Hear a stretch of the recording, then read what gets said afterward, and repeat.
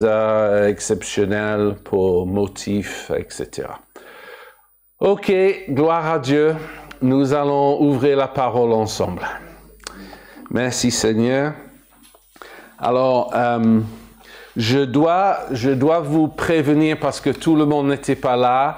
Et quand il y a des visiteurs, je me dis, ouf Seigneur, tu me donnes un sujet un peu dense pour ceux qui viennent pour la première fois. Donc, je prie déjà pour vous, j'ai une compassion.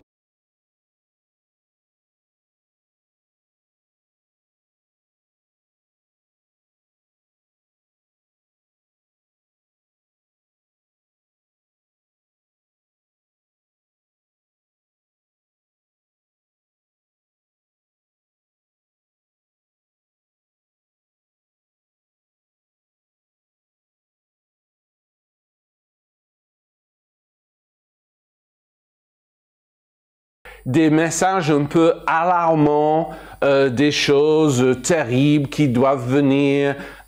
Parler d'un événement catastrophique au mois de septembre de cette année qui, encore une fois, ne s'est pas réalisé, etc.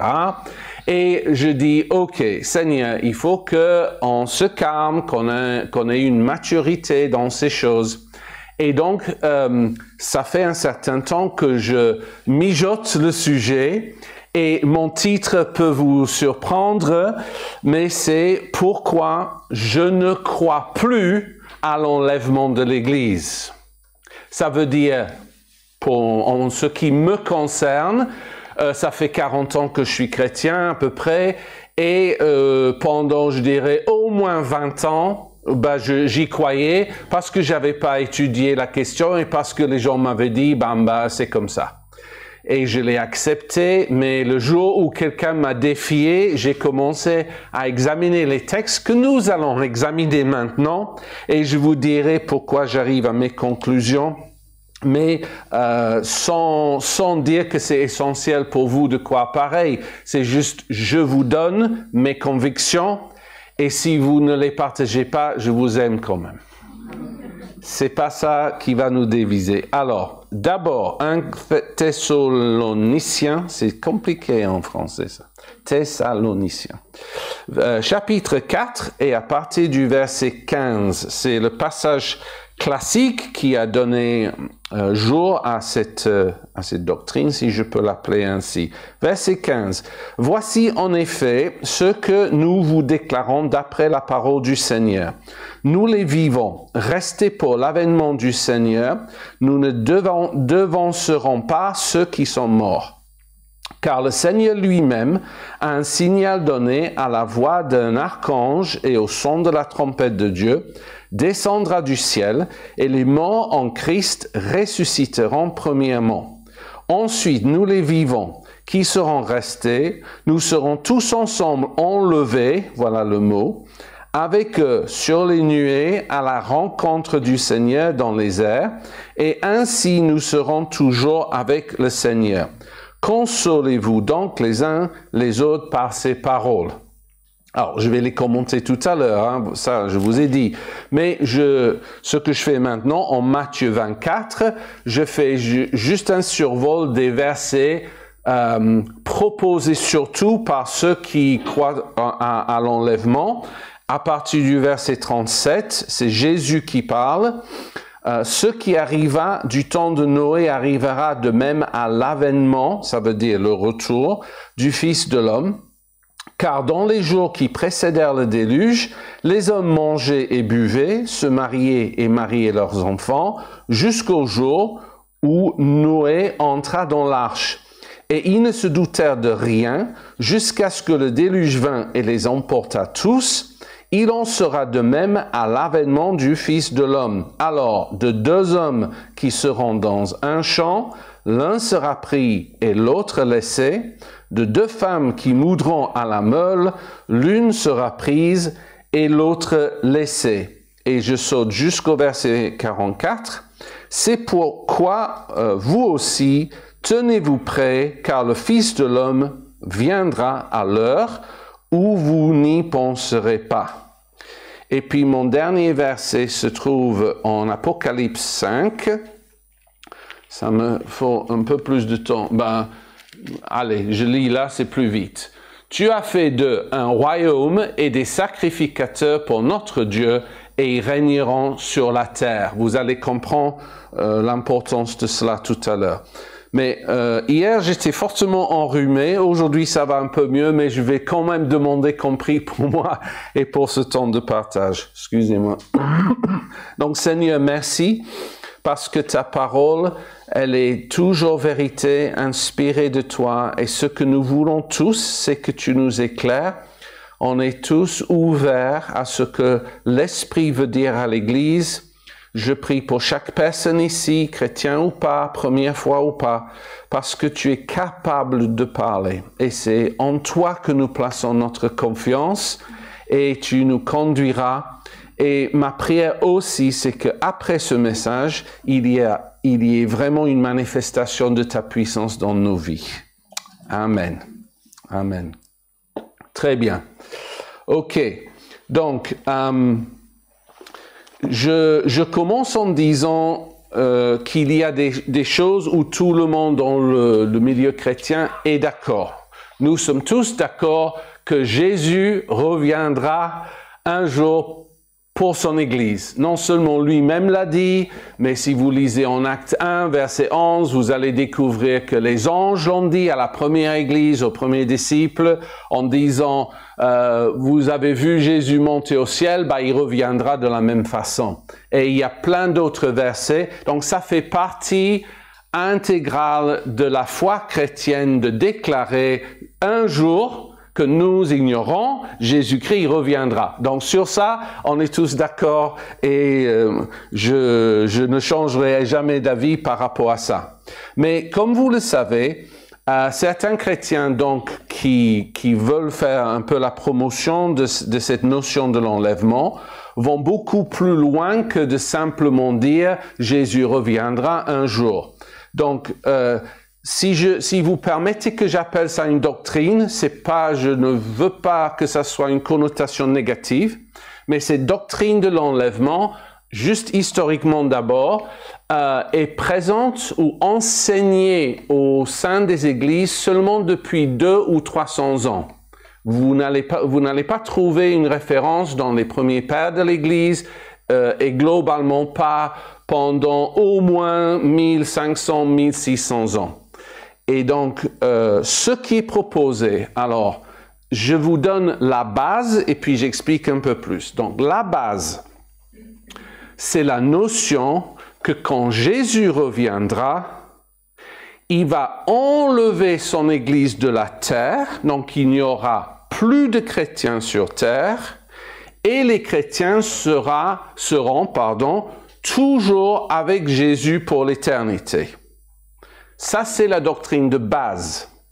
Mais quand je me suis renseigné pour donner ce message et avec d'autres livres que j'ai lus, j'ai vu en fait que ceux qui parlent de l'enlèvement sont eux-mêmes très divisés par rapport à différents éléments qui tournent autour de ça, et surtout un groupe, je vais dire majoritaire, qui font un lien entre ces passages qu'on a lus ce matin et le millénaire qui est mentionné dans l'Apocalypse, qui prennent littéralement, et je vous promets, ça devient compliqué. Et aujourd'hui, je ne peux pas tout décortiquer, mais pour simplifier, ça veut dire quoi? Certains croient que le millénaire, parce que la Bible parle de 1000 ans de règne de Christ sur terre, certains le prennent littéralement et disent que l'enlèvement sera avant les 1000 ans. D'autres disent non, ce sera après les 1000 ans. Et d'autres, comme moi, disent il ne faut pas prendre 1000 ans littéralement, c'est symbolique. Et en fait, Jésus reviendra simplement pour clôturer l'histoire de l'humanité et c'est tout ce que ça veut dire. Donc vous avez ces différentes pensées par rapport à ça. Mais dans les années 70, cette doctrine a pris vraiment de l'ampleur, surtout aux États-Unis, Et ils ont même produit un film que peut-être vous avez vu et que vous pouvez voir sur Internet, parce que beaucoup pensaient qu'en fait, Jésus allait revenir 2 fois. C'est-à-dire, il allait revenir, et je n'exagère rien, il allait revenir en secret pour enlever son Église de la terre. La terre allait continuer avec des non-chrétiens, et puis 1000 ans après, il allait revenir donc une 2e fois pour mettre fin à tout. Et donc, dans ce film, vous avez un pilote d'avion qui est là en train de faire son voyage je ne sais pas où, et d'un coup, le pilote disparaît de l'avion qui finit par s'écraser parce qu'il n'y a plus personne pour conduire. Et que partout, en prenant ces expressions-là en Matthieu 24, les gens disparaissent de partout et ce sont des chrétiens. C'est ça l'enseignement des chrétiens. Un chrétien sera enlevé et la personne à côté qui n'est pas chrétien va être laissée sur terre. Et ça, ça fait partie de l'ensemble de la doctrine de l'enlèvement. Donc ça va beaucoup plus loin que juste on part pour être avec le Seigneur. Ok, jusqu'à là, ça va? J'essaie d'être vraiment juste. Hein? J'essaie d'expliquer aussi tout à l'heure pourquoi les gens qui croient dans l'enlèvement le pensent. J'essaie d'être équilibré dans ce que je vais vous dire. Et permettez que je redise, parce que c'est important pour moi.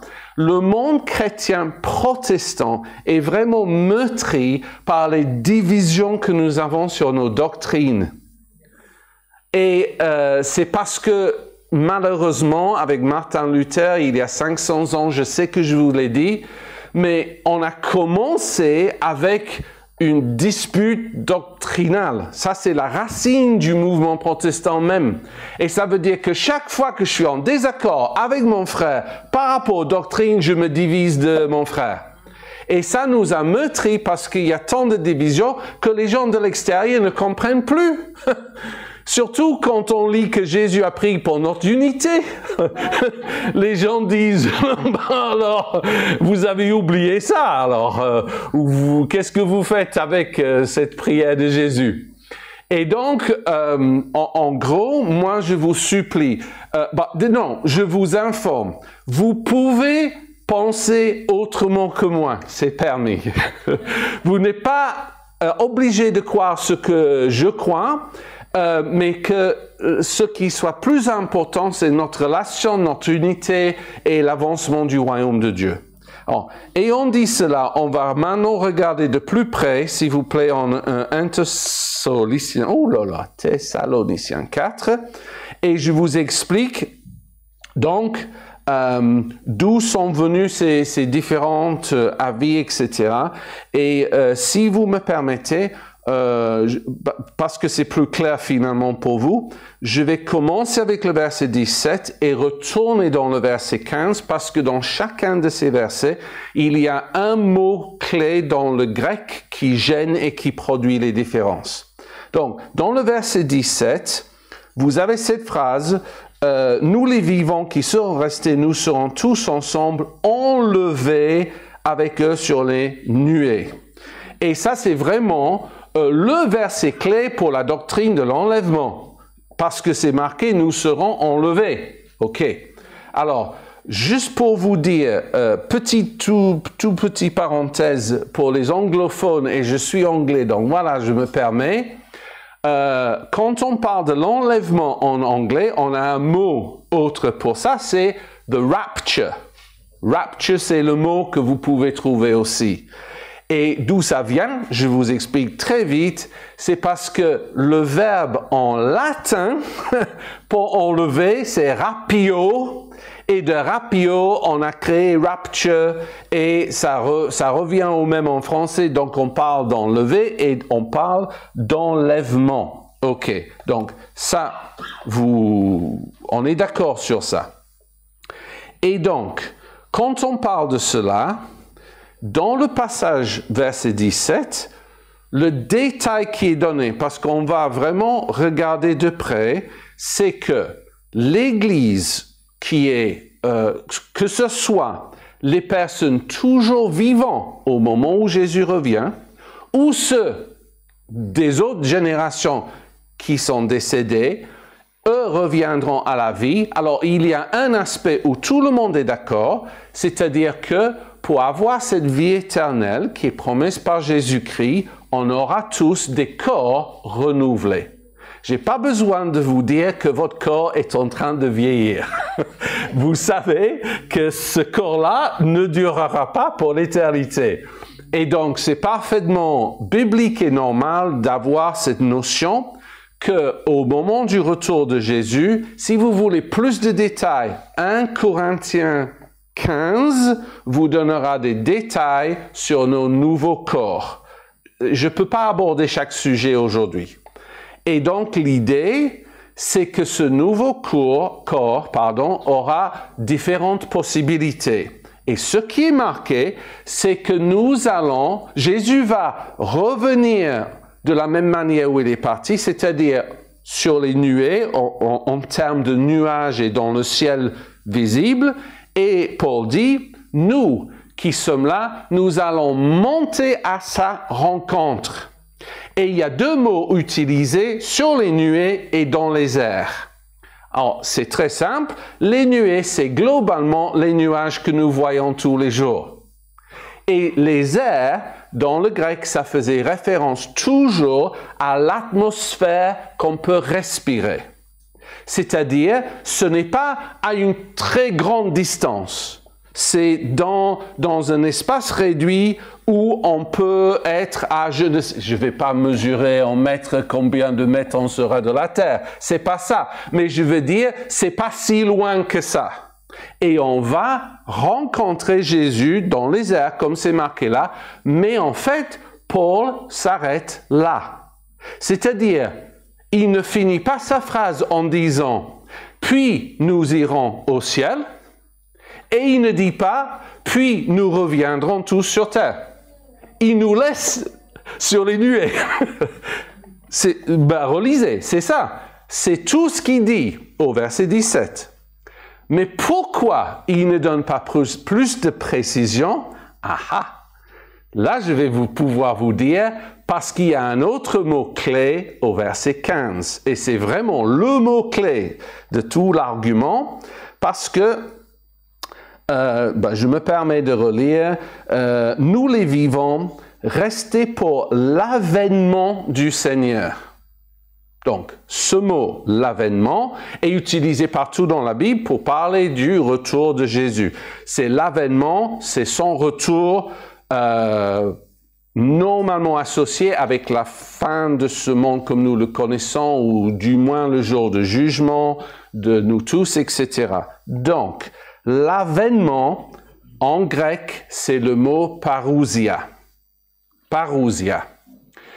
Et c'est important que je passe 5 minutes à vous l'expliquer parce que déjà, ce mot était très fréquemment utilisé déjà au milieu grec et ça existait depuis des siècles. Je vais vous donner 2 exemples.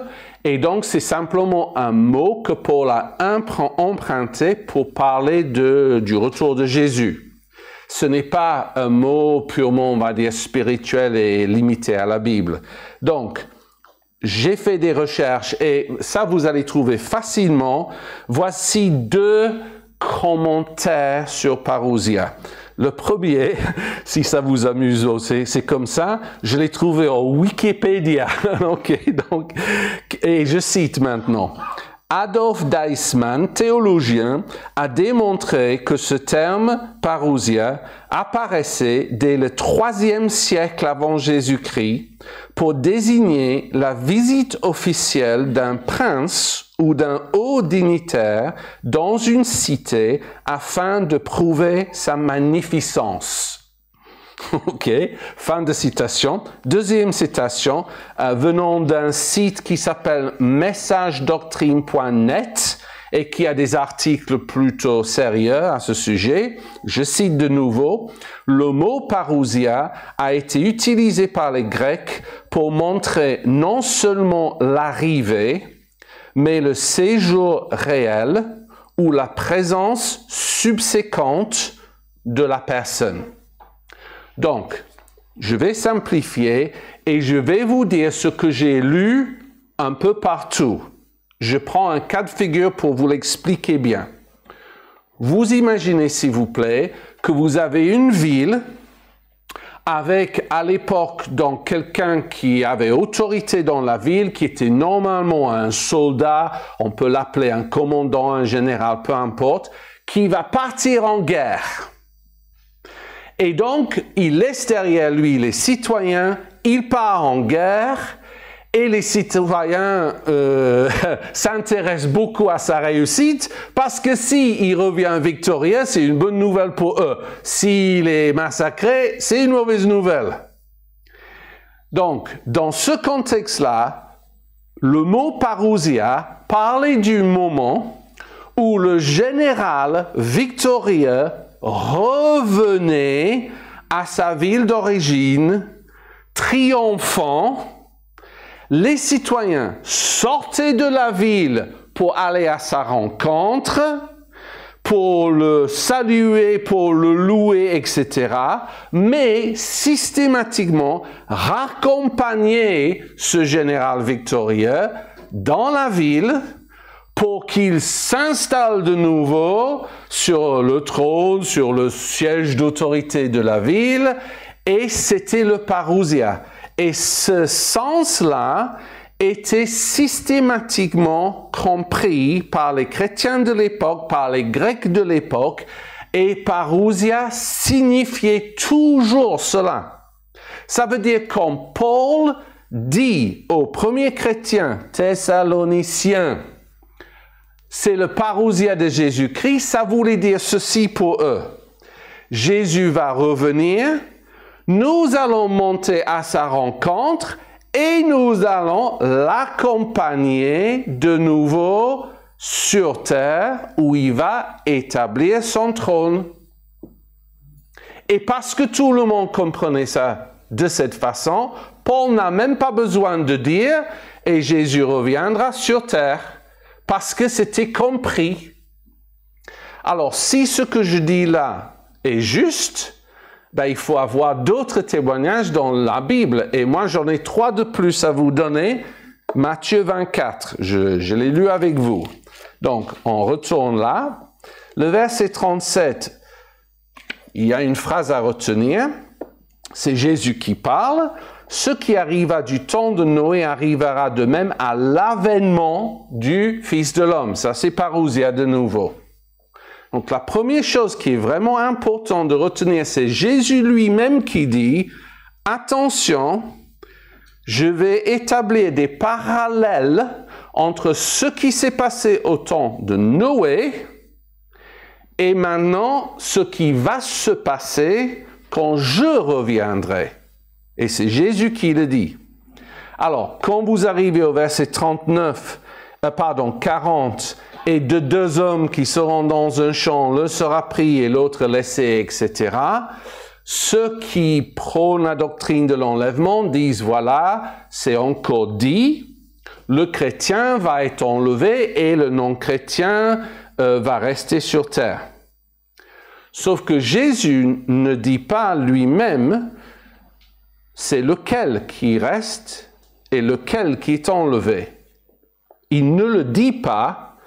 Le seul indice que nous avons, c'est que ce sera comme au temps de Noé.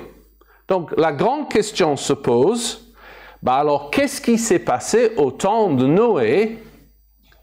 Qui a été enlevé par le déluge et qui est resté sur terre? Et la réponse, c'est que les non-croyants, les pécheurs, si vous voulez, les incrédules, ont été enlevés de la terre par le déluge et n'étaient plus là. Et Noé et sa famille croyante, qui étaient dans l'âge qui représente le salut en Christ, c'est eux qui sont restés sur terre. Amen. Donc, si on prend littéralement Jésus qui dit « ça va être pareil quand je reviens », ça veut dire méchant enlevé et croyant qui reste. Est-ce que la Bible dit ça autrement? Est-ce qu'il y a d'autres témoignages? Oui, j'ai trouvé plus d'une dizaine de versets qui disent que les justes hériteront la terre. Nous avons étudié nous-mêmes récemment Matthieu 5, les béatitudes. Je cite de nouveau, tu as fait, pardon, c'est pas là, heureux ceux qui sont doux, car ils hériteront la terre.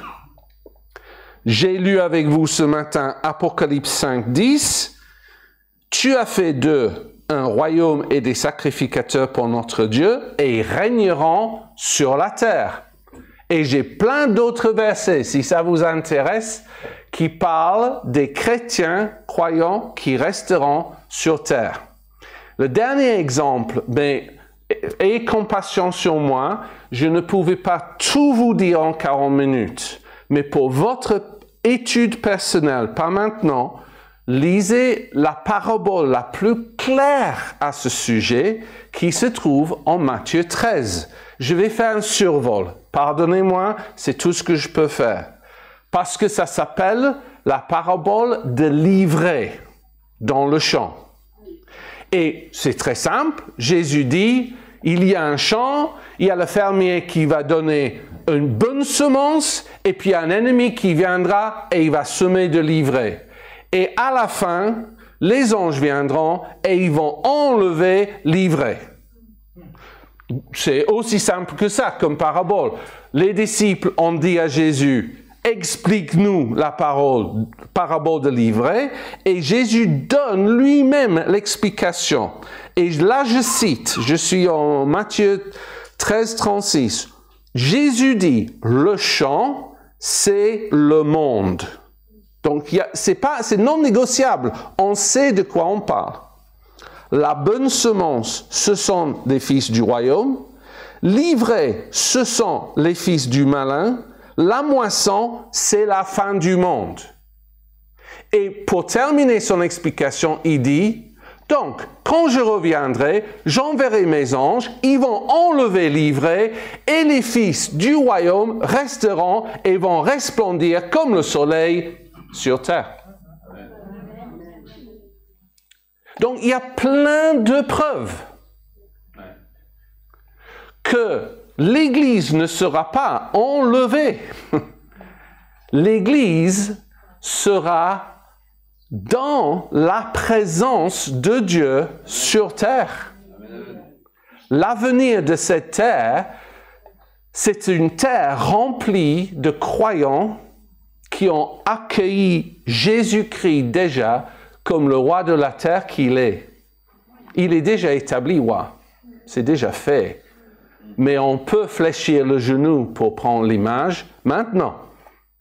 Et tous ceux qui le reçoivent maintenant comme Sauveur et Seigneur auront l'éternité avec lui sur terre. Et récemment, j'ai écouté un message de quelqu'un, je l'ai dit même, Dr. Kevin Zadia, qui est mort 45 minutes sur le bloc opératoire et qui a vu Jésus et parlé avec lui. Et alors, ça, c'est pas une preuve que je vous donne. C'est juste, j'ai entendu, je répète. J'ai pas de verset. Ce docteur Kevin Zadia dit, Jésus lui a montré une sorte d'uniforme. Et il a dit à Jésus, qu'est-ce que c'est? Jésus a répondu, ça c'est ce que tu porteras une fois que je revienne sur terre. Et il a décrit le poste et l'emploi qu'il aura dans un monde futur. D'accord. Ça c'est juste entre parenthèses, hein, parce que là, je ne peux rien prouver, sauf que cet homme l'a dit très publiquement et tout le monde peut l'entendre. Mais en fait, la dernière question où je veux passer mes derniers 5-10 minutes, c'est de dire globalement, est-ce que c'est finalement important? Est-ce que cette doctrine de croire l'un ou l'autre, Est-ce que ça change quelque chose dans nos vies? Qu'est-ce que ça peut changer? Quel impact sur nous? Et moi, sur cette question, je veux vraiment juste prendre ces 10 minutes pour dire oui, vraiment. J'ai vu que ça peut avoir un grand impact sur nous et sur ce que nous croyons et même sur notre comportement. Et je vais juste parler de 3 choses. Parce que si vous croyez vraiment que la terre est vouée à la destruction, que Jésus reviendra pour nous sauver de là, en extrémis, c'est-à-dire que nous serons une sorte de petite minorité persécutée, et heureusement que Jésus revient pour nous sauver. Si vous avez une pensée comme ça peut produire un premier effet en nous, c'est-à-dire on peut devenir indifférent à ce qui se passe dans le monde. On est indifférent parce qu'on dit c'est pas grave, Jésus reviendra. Tout sera détruit, donc je m'en fiche quelque part si les hommes sont en train de le détruire. Mais je suis là pour vous dire, ça c'est pas la pensée biblique. La Bible va jusqu'à dire le contraire de cette pensée-là. Écoutez Genèse 2,15. L'Éternel Dieu prit l'homme et le plaça dans le jardin d'Éden pour le cultiver et pour le garder ou le protéger. Nous, et quand je dis nous, c'est pas juste cette salle, c'est l'humanité, nous avons reçu un mandat de Dieu pour protéger cette terre. C'est tout un sujet, mais honnêtement, je suis convaincu que les chrétiens peuvent ou doivent réfléchir différemment quand ils réalisent la terre est ma future demeure. On réfléchit différemment. Et pourquoi il y a si peu de chrétiens qui se lèvent pour protéger et cultiver et prendre soin, et pourquoi c'est que majoritairement ceux qui ne connaissent même pas Dieu, d'après leur discours, qui sont ceux qui sont en train de cultiver, protéger et garder. Et se soucier pour les générations futures. C'est parce qu'il y a une fausse doctrine qui est entrée dans l'Église majuscule pour dire ça n'a pas d'importance. Et je suis là pour dire si. Si. Alors, ça ne veut pas dire que vous êtes tous appelés à devenir membres de Greenpeace demain. Parce que chacun doit répondre à l'appel de Dieu et faire ce qu'il peut ou ce qu'elle peut. Et on est appelé à différentes choses. Mais petit exemple, avec ma femme Lynn, nous soutenons de différentes façons un chrétien avec tout un mouvement qui met des puits pour donner un accès à l'eau à des endroits partout dans le monde. C'est un projet de grande taille dans presque une centaine de pays dans le monde pour pourvoir de l'eau potable et plus. Et les témoignages sont remarquables et je soutiens de telles choses. Je passe le détail de tout ce que je fais, mais je fais parce que je suis convaincu qu'il y a des choses que nous devons, des domaines où nous devons agir. Deuxième, c'est pire encore en termes de mentalité chrétienne que j'ai constaté moi-même, et je vais vous donner un exemple, j'ai décidé de vous le donner. C'est qu'on peut adopter une sorte de mentalité de survie. C'est-à-dire, je décide, je ne peux rien faire pour aider ce monde, je suis trop faible, ou l'Église est trop faible, donc je cherche même pas à faire quoi que ce soit, sauf sauver les âmes, ce qui est important. Je ne minimise pas l'importance du salut d'une personne, absolument. Mais je limite, ou on peut limiter son action à rien que ça, sans s'intéresser du tout à ce qui se passe autour de nous. Et c'est parce qu'il y a cette mentalité aussi d'infériorité ou Ben non, peut-être pas d'infériorité, mais de survie. Jésus reviendra, donc ouf, ça va être de pire en pire, et puis au dernier moment, il me sauve, au lieu de dire, peut-être il y a quelque chose que je peux et que nous pouvons commencer à mettre en place. Et ça, ce serait le sujet dans 15 jours. Mais je veux vous donner un exemple, et j'ai hésité. Parce que déjà, moi-même, quand j'ai rencontré ce couple au sud de la France, j'en revenais pas. Et je sais que quand je vous dis ce qu'ils vivaient, vous allez me dire, ben, c'est un cas exagéré, c'est un cas extrême. Et je suis d'accord avec vous. Je vais vous parler d'un cas extrême, mais où j'ai vu l'impact de cet enseignement détruire des vies. Et donc, c'était un couple âgé. Je les ai rencontrés il y a 15 ans à peu près. Et je ne vous donne pas plus de détails, vous imaginez bien. Et en fait, la première chose qui nous a indiqué à ma femme, l'aînée et moi, qu'il y avait un souci, c'est que leur fils nous avait demandé, enfin, leur a demandé de nous héberger. C'était fait dans ce sens. Et il devait nous donner à manger. Donc, la femme a sorti à table un rôti de quelque chose de porc peut-être. Et c'était absolument congelé. Congelé. Impossible même de couper dedans. Donc, on était un peu gênés parce qu'on est des invités, qu'est-ce qui se passe? Mais pour résumer, ce que nous avons découvert, c'est que la femme n'avait jamais appris à cuisiner de toute sa vie parce que, en tant que jeune chrétien, on lui a dit, c'est pas la peine d'apprendre à cuisiner parce que Jésus reviendra bientôt. Et donc, à quoi ça va te servir? Littéralement. Elle n'avait jamais appris à cuisiner. Elle ne s'est jamais intéressée à quoi que ce soit dans la vie.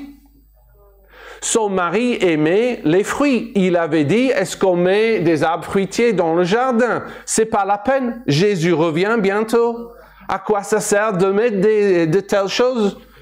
Ça, tout va brûler. Donc ça sert à rien. Ils avaient passé leur vie à faire juste le minimum, à faire des travaux, enfin, un travail qu'ils n'aimaient pas tellement parce que demain Jésus va revenir, et leur vie était pourrie par leur théologie, complètement pourrie.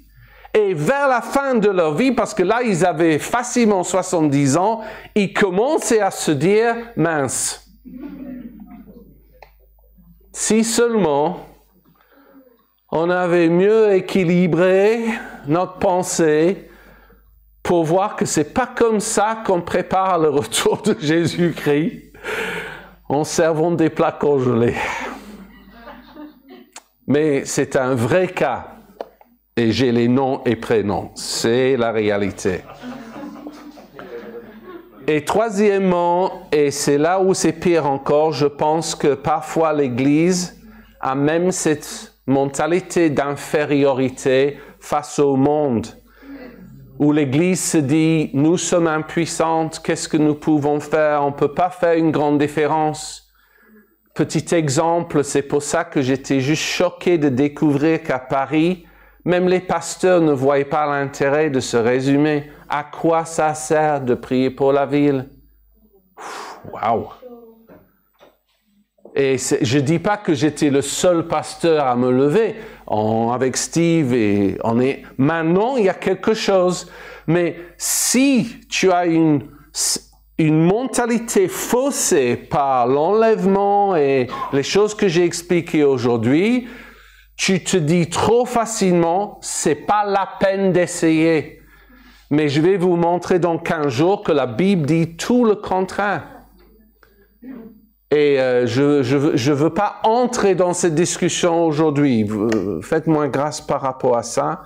Mais ce que Dieu cherche dans ces jours qui viennent, c'est que l'Église arrête de se cacher et que l'Église se lève pour proposer ce que Dieu veut faire et comment il peut le faire, et avec une sagesse de Dieu et avec des stratégie de Dieu et avec un très grand potentiel pour le bien-être de la ville.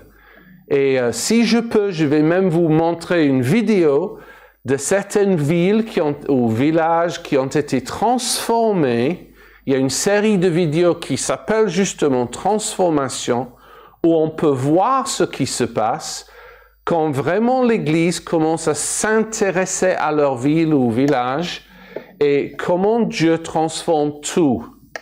Et si vous voulez une pensée vraiment radicale, alors vous pensez que j'étais un peu radical là? Vraiment radical, certains chrétiens commencent à prendre littéralement, quand Jésus a donné le grand mandat, une de ses dernières phrases qui est dans la Bible où il nous a dit « Prêchez la bonne nouvelle à toute la création ». Pas tout le monde. Le mot, c'est la création. Et certains chrétiens commencent à se dire, oula, peut-être il y a un message beaucoup plus grand dans l'évangile de ce qu'on a pu imaginer jusqu'ici.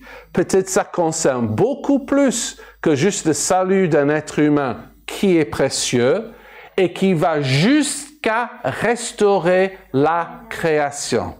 On parle de la couronne d'épines que Jésus-Christ a portée sur la croix et on dit très souvent, ça c'est pour enlever la malédiction sur la terre parce que Dieu en Genèse avait dit, cette terre sera maudite et produira que des épines. Et donc Jésus porte la couronne d'épines pour enlever cette malédiction. Oui, mais dans ce cas, pourquoi les chrétiens ne l'appliquent pas? Littéralement. Et pourquoi on ne prie pas dans le sens de la restauration de la création? Ce sont des grands sujets. Et j'ai vraiment fait peur à nos responsables de groupe de maison cette semaine, parce que j'ai dit à l'un d'entre eux, la première question dans le groupe de maison de mercredi soir, c'est est-ce que vous avez une question théologique par rapport à ces choses? Et les responsables de groupe de maison vont vous donner toutes les réponses. Et Steve qui a organisé ça rigole en premier. Mais en fait, la vérité, c'est que si vous avez des questions, vous les transmettez dans les groupes de maison et ils vont me les envoyer et je vais les aborder avec vous. Parce qu'il est temps. Laissez-moi prier pour vous et je me mets avec vous dans cette prière. Seigneur Dieu, nous voulons penser comme toi.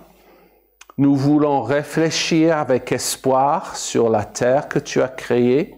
Nous reconnaissons que nous sommes les intendants. Tu nous as demandé de la cultiver et de la protéger.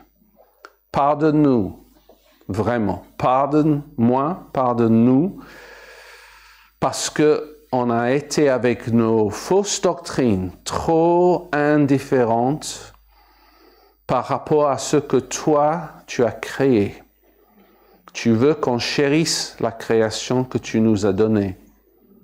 Merci pour des hommes et des femmes qui se sont levés pour la chérir. Maintenant, je demande qu'il y ait un mouvement chrétien dans ce sens. Je demande que tu nous éclaires, que tu nous ouvres l'intelligence. Qu'est-ce que ça veut dire prêcher la bonne nouvelle à toute la création? On a besoin d'être secoués dans nos pensées, de réfléchir autrement. Moi, le premier, Seigneur, je sais que tu vas...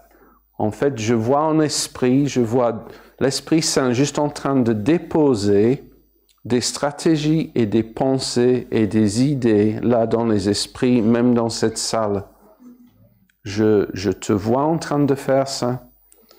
Et il y a des choses que nous sommes appelés à faire, comme ce chrétien qui a juste eu une compassion pour ceux qui n'ont pas d'eau potable et qui a lancé un si grand mouvement. Seigneur Dieu, tu es capable de faire de nous des meneurs et des meneuses de mouvements entiers dans le monde pour le plus grand bien de ce monde et de ses citoyens. Et Seigneur, merci pour ton très grand amour pour nous, mais vraiment nous avons compris, ce n'est pas à garder pour nous. C'est de distribuer à volonté partout, et nous croyons que tu vas nous aider dans les jours et les mois à venir. Amen. Donc, si vous souhaitez recevoir la prière,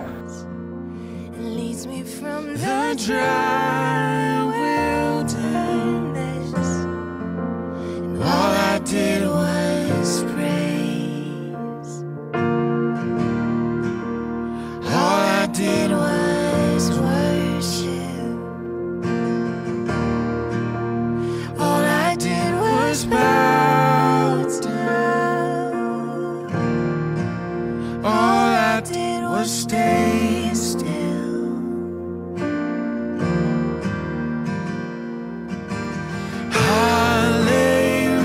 Hallelujah, you have saved me. So much better this way. Hallelujah, greatest defense leads me from the dry wilderness, and all I did was praise. All I did was worship. All I did was bow down. All I did was stay still.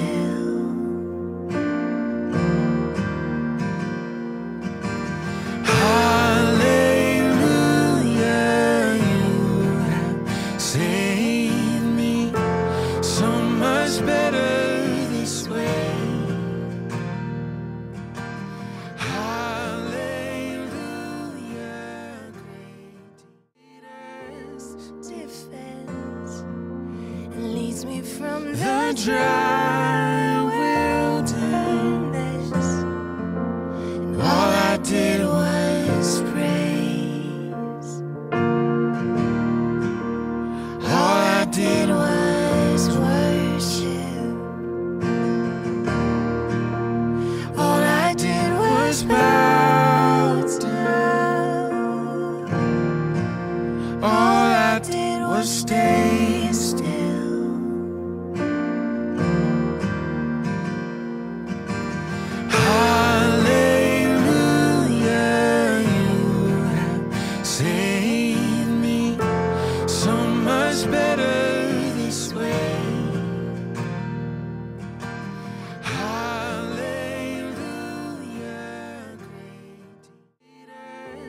Defense